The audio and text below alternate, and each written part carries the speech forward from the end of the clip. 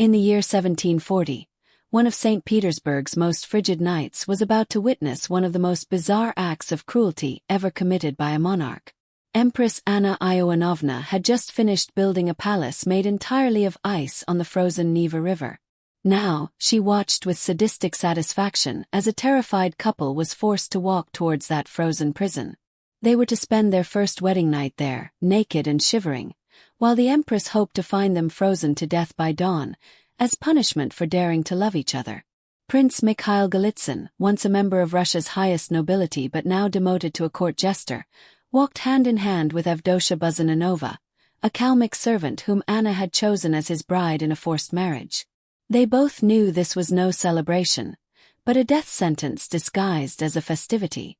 In just a few moments they would be locked in a chamber of ice, where the Empress hoped the Siberian cold would consume their bodies, serving as a warning to anyone who dared to challenge her absolute authority. But how did a woman come to such cruelty? To understand this macabre night, we must go back to the traumatic youth of Anna Ioannovna, when she herself was a victim of public humiliations that forever forged her vengeful personality. Anna Ioannovna was born on January 28, in the year 1693, in Moscow, the daughter of Tsar Ivan V and Praskovia Saltykova. Her childhood was marked by humiliation and neglect.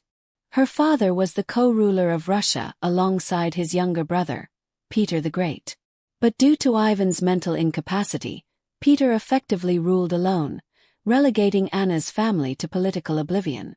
After her father's death in 1696, Anna grew up in the isolated estate of Izmayovo near Moscow, under the care of a bitter and resentful mother. The household was a bizarre microcosm, populated by dwarfs, jesters, contortionists, and people with severe deformities who served as entertainment.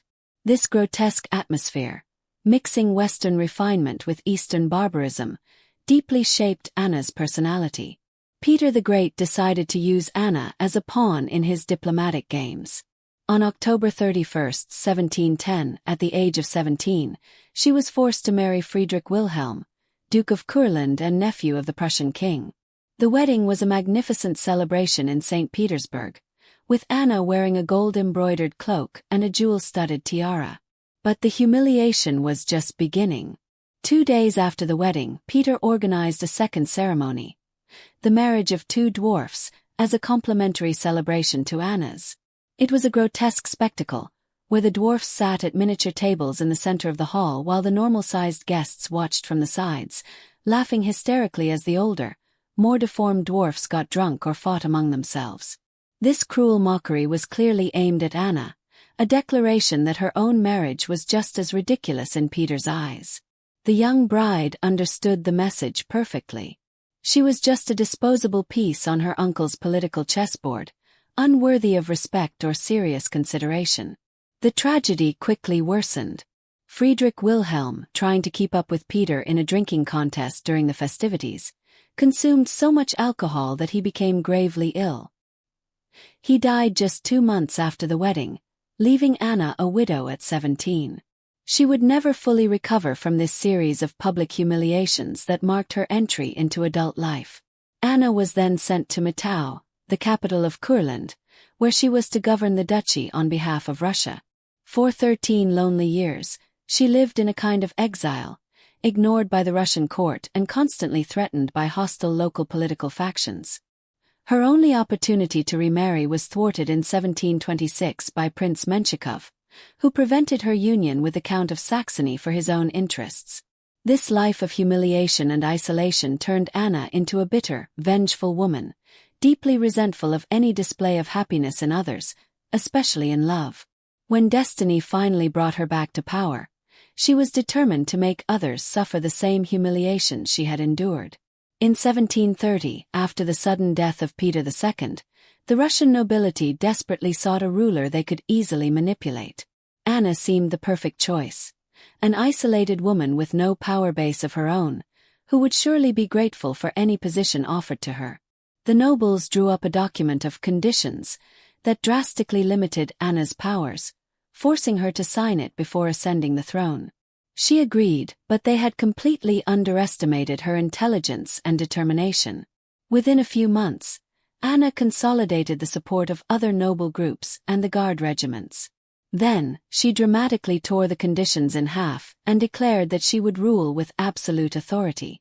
From that moment on, Anna proved that years of humiliation had created a monster.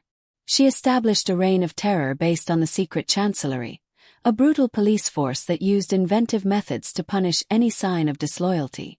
Thousands of people were tortured, executed, or exiled during her 10-year reign. Anna developed a particular obsession with humiliating people who showed happiness in love or marriage. Her court was filled with jesters and fools, some of whom, like Prince Mikhail Golitsyn, came from the highest nobility. Golitsyn had committed the unforgivable crime of marrying a Catholic Italian woman during a trip abroad. For Anna, a fanatical Eastern Orthodox, this marriage was a personal and religious affront. She immediately banished the Italian wife, confiscated all of Golitsyn's lands and titles, and made him her personal court jester. He spent his days squatting in a basket next to Anna's table, serving her kvass, a fermented drink, and sometimes pretending to lay eggs to entertain the guests. But Golitsyn's humiliation was just beginning. Anna was planning a much more elaborate and cruel revenge. In the brutal winter of 1739 to 1740, when temperatures dropped to -40 degrees, she ordered the construction of something unprecedented in history: a palace made entirely of ice. The construction was a monumental undertaking. Blocks of ice weighing 120 kilograms each were cut from the frozen Neva and carefully stacked to form walls nearly a meter thick. The palace measured 20 meters wide by 50 meters long, with a height of over 20 meters. Every architectural detail was meticulously recreated in ice. The interior of the palace was even more impressive. Everything was carved from ice and painted to look real. There were elaborate furniture, dining tables, ornate chairs, and even frozen playing cards. The centerpiece was an exact replica of Anna's imperial chamber, complete with an ice bed, an ice canopy, and pillows and sheets made of ice.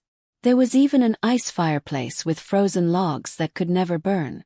Anna announced that the palace would serve to celebrate Russian victories over the Ottoman Empire, but everyone at court knew its true purpose was far more sinister. She had decided that Golitsyn would remarry, this time to Avdotia Buzananova, a Kalmyk servant whom Anna had chosen specifically because she was considered unattractive and socially inferior. The forced wedding was set for one of the coldest nights of the winter. Golitsyn and Avdotia were placed in a cage on top of an elephant and paraded through the frozen streets of St. Petersburg, as crowds gathered to watch the grotesque spectacle. The wedding procession was a cruel parody of high society weddings, with Anna deliberately turning a sacred ceremony into a humiliating farce. Arriving at the ice palace, the couple was forced into the frozen chamber. Anna then made her cruelest proclamation. She ordered them to strip completely and spend the night making love if they wanted to keep their bodies warm enough to survive until dawn. The Empress made it clear that she expected to find their frozen bodies the next morning. Golitsyn and Avdotia were locked in the deadly chamber while guards stood watch outside. The outside temperature was -40 degrees, and inside the ice palace, there was no real source of heat. The walls radiated a lethal cold, and the ice bed would absorb any body heat the prisoners could generate. During the terrible night, the couple fought desperately for survival. They ran around the room, broke everything they could find to generate movement and heat, and hugged each other, trying to share what little body heat they had left. At some point during the night, Avdotia managed to bargain with one of the guards, trading her pearl necklace for a sheepskin cloak. Miraculously, both Golitsyn and Avdotia survived until morning. When Anna arrived, expecting to find 2 frozen corpses, she was visibly irritated to find that her revenge had failed. But the damage was already done. Avdotia contracted pneumonia from the extreme exposure to the cold and died a few days later, giving Anna the satisfaction she sought.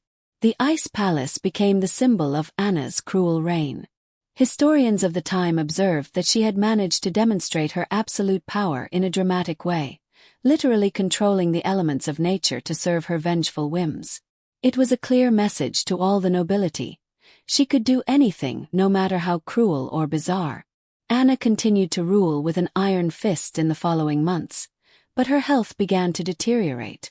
On October 17, 1740, at the age of 47, she died slowly and in agony from kidney stones. Even on her deathbed, she thought only of her lover, the Duke Byron, showing that for all her cruelty, she had remained emotionally starved for the love she denied to others. The legacy of the ice palace transcended its physical existence. When spring came, the structure melted completely, leaving only memories of the barbaric spectacle. But the story persisted as a symbol of the depths of human cruelty when absolute power meets deep resentment. Modern historians debate whether Anna was truly as cruel as her contemporaries reported, or if part of her reputation stems from prejudice against female rulers.